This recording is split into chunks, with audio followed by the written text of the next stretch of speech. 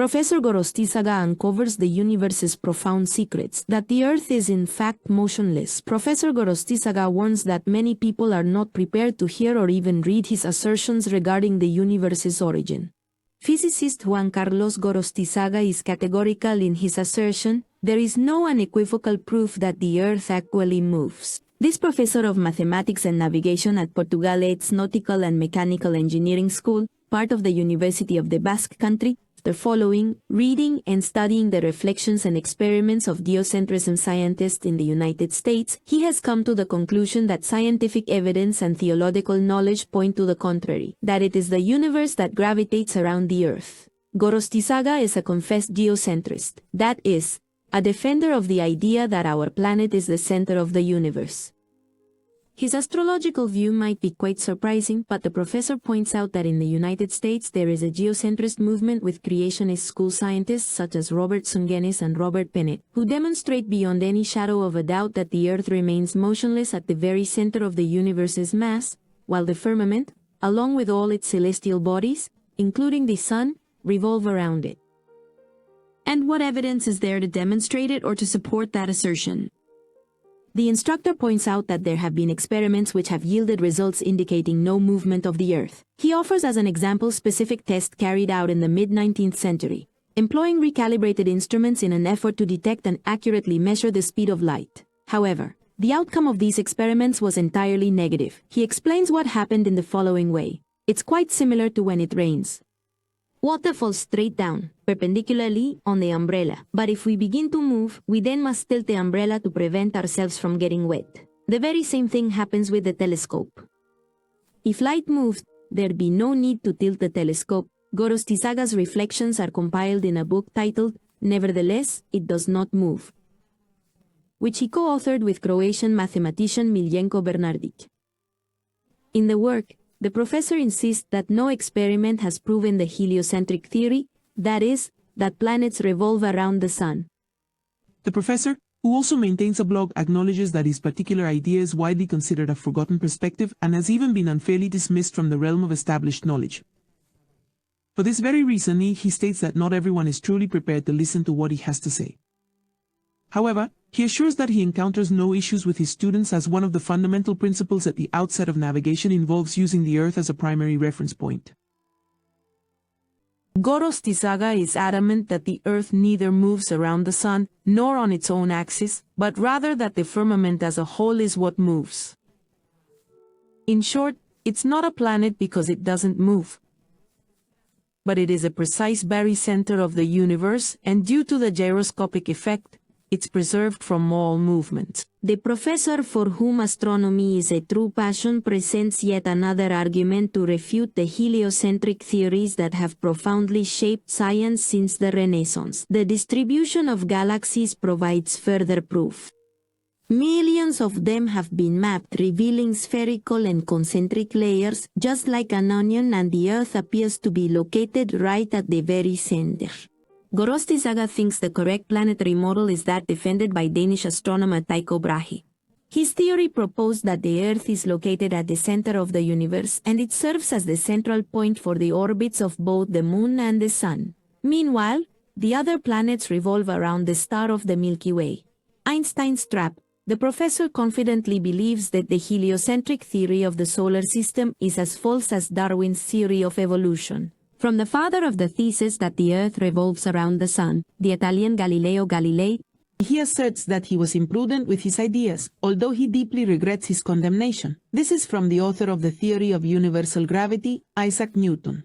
Considers that it lacks credibility as their evidence does not hold up because they cannot demonstrate that the planet moves. And Albert Einstein, that brought the deceptive idea because he defended the theory of relativity knowing it was false, with a primary goal to hide that the system of Galileo and Copernicus was and is erroneous. We are being deceived because scientists are unwilling to acknowledge their mistakes, he concludes. So there's been a lot of debate on why our telescopes aren't able to spot the flag that's on the moon. And not just because the fact that it doesn't exist, but because it's too small and it's too far away. And even when satellites do supposed flybys by the moon, they're still not able to get a clear picture of the flag. But according to your own logic, and how Google tells the truth about everything, some high-resolution telescopes in space can spot houses, particularly military surveillance satellites, and certain commercial Earth observation satellites capable of identifying objects as small as a few inches. So if satellites in space are able to detect things on Earth that are only a few inches big,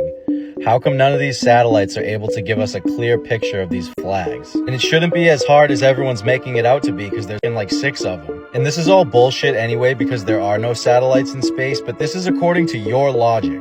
If you've ever been in a powerful hurricane with winds of 180 plus miles per hour, you would see how destructive that really is.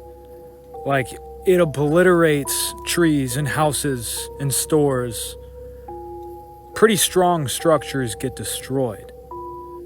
So, with that being said, you really think that the Earth is spinning around at 1,000 miles per hour on its equator? That's faster than the speed of sound. Hop in a fighter jet, which I don't know if you'd ever be able to, but start turning it around really sharply. You'll feel how fast 600 plus miles per hour is.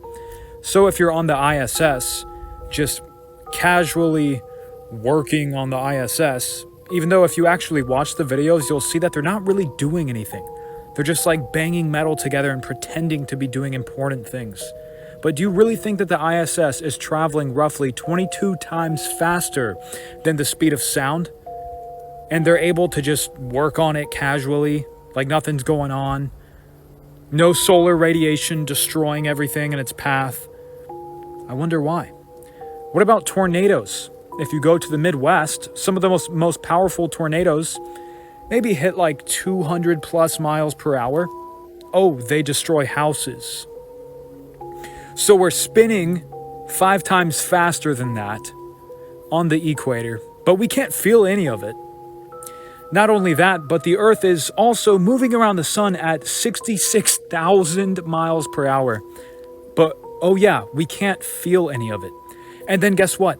The solar system is orbiting the galaxy at 500,000 miles per hour, at a speed that is not even comprehensible in the physical realm.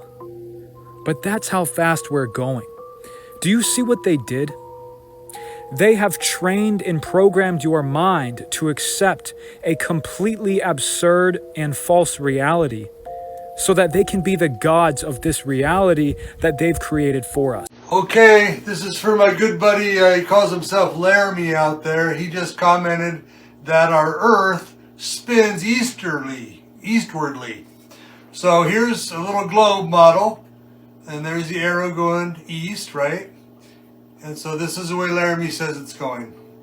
So, problem with that, either direction, whether I'm going this way or I'm this metal airplane, or I'm flying that way, that's problematic in and of itself. But think of this. You're north and you want to go south. And the world is spinning. You see the world spinning? Let me get higher. You're north and you want to go south. And then if you do get south, far enough down, you're going to end up upside down. That's simple physics. Here's what I know about physics. Scale does not matter.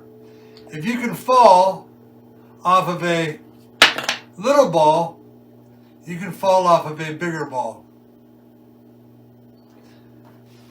Also, compasses only work on a flat earth. I've got a magnet in here right now. I take it over here, it's pointing north, true north, all right? I bring it in here, it picks up a closer magnet, duplicating what we see in the real world and how a compass actually works. One direction is I'm going west right now. If I stop and come this way, I'm going east. You can never run into it itself. East doesn't run into west. You just change direction. Now let's talk about latitude and longitude. These are latitudes. The circles in there, those are latitudes. They tell you how far out you're getting from the center of the world. The longitudes, those are the straight lines. Looks like a dartboard. Okay, and there's millions. There's an infinite number of longitudes in between these main points. Do you get it? We live in a flat realm. I've got other videos that prove that we live in a dome, in a container. I've got videos on Bible verses that show how this is all biblical and how God not only supports flat earth, but he made it that way. So Laramie, I hope that cleared up some stuff for you, because this here just doesn't make any sense to anybody. Notice my plumb bob right there? Hasn't moved. Because the world does not move. Good evening, aloha from Florida. So I was hoping to make it down to the ocean today to shoot this video, but I still wanted to do it. It's about aviation again. You could even call this video Aviation Destroys the Globe Again and Again and Again. So I'm gonna give you 3 resources to look at airplanes and flight and the physics of aviation from the perspective of a flat earther, which flat earth is the only observable objective reality. The globe is just a belief system. It cannot be observed or measured anywhere in reality. So the first resource is Vika Drazov and his documentary called Flatten the Curve. It's full of commercial and military pilots proving the earth is flat and stationary. The second resource is Eddie Alencar and his book, 16 Emergency Landings Proving Flat Earth. If you'd like to see videos on that, check out Eddie's channel on YouTube called Flat Earth Banjo. He's also got a compilation on there of 2.5 hours of pilot after pilot after pilot saying, yeah, we know the earth is flat. The third resource is on Taboo Conspiracy, Ben's channel. The interview he did with Bob, many years ago now, with the F-15 fighter pilot who says, yeah, the earth is flat, and everything that I did in aviation proves the earth is flat when I was a fighter pilot. And he puts a challenge out to the modern day fighter pilots and says, run your radar out 80 miles and see that the bottom altitude does not change because the earth is flat. Now, my 3 points that I bring up to people all the time when they want to say, you can see the curvature of the earth when you're in an airplane. Okay, here's 3 facts from flight. The ADI does not lie. The TOD tells the truth, and the pitch data proves the earth is flat. Most people don't know what the ADI is. That is the attitudinal directional indicator where the gyroscope is housed. The gyroscope references level from where it is set, and it doesn't readjust with gravity or a pressure gradient or anything else. And it doesn't matter how high, how far, how fast an airplane flies. It references level from where it's set. So you set that gyroscope or that ADI in New York, you can fly to California and it'll be flying straight and level through the air over a plane. And the ADI, the gyroscope inside of it, proves it. The TOD, that is the top of descent calculation. When an airplane starts coming down out of the sky to land at an airport, the commercial ones usually about 100 miles away, they have to calculate the flatness of the earth and the stationary, the non-rotating earth. Did you know pilots are taught to assume the earth is flat and non-rotating? Oh yeah, but that's an assumption. It really is curved and it really is spinning. No, they have to assume that as a scientific assumption. That means they have to treat it as it's true. They assume that the earth is flat and stationary. They have to treat the earth as it's flat and stationary. Why? Because it is flat and stationary. Airplanes fly through the air over plane. And then the pitch data, that shows the orientation of the aircraft changing.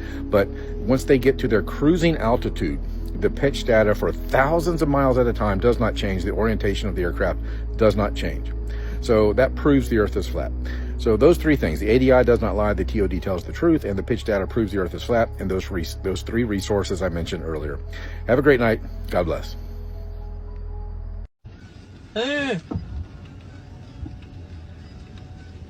تكنولوجيا أشهدنها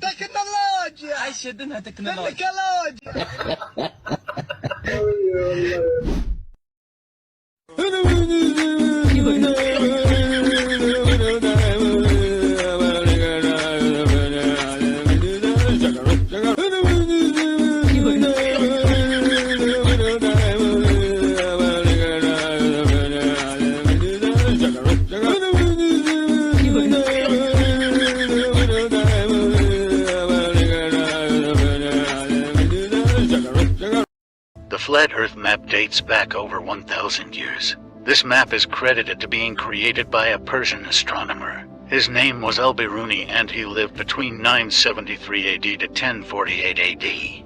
It's the official map of the United Nations and also the United States Geological Survey. It used to be present in many places before the creation of NASA and the Antarctic Treaty in 1959. Here you see it with Admiral Byrd. This map has been restored by Dmitry from Russia with suggestions of mine, Idialenkar. Known by my YouTube channel Flat Earth Banjo, I asked Dmitry to include the Bermuda Triangle and Point Nemo, a place deep in the Pacific where NASA buries rockets. Then Robert Tozzi, a professional mapmaker, came along and enhanced the map even more. There are many people now selling this map online, but if you could order it from my online store, I would greatly appreciate it. Visit my online store now and order one of the items. I humbly thank you.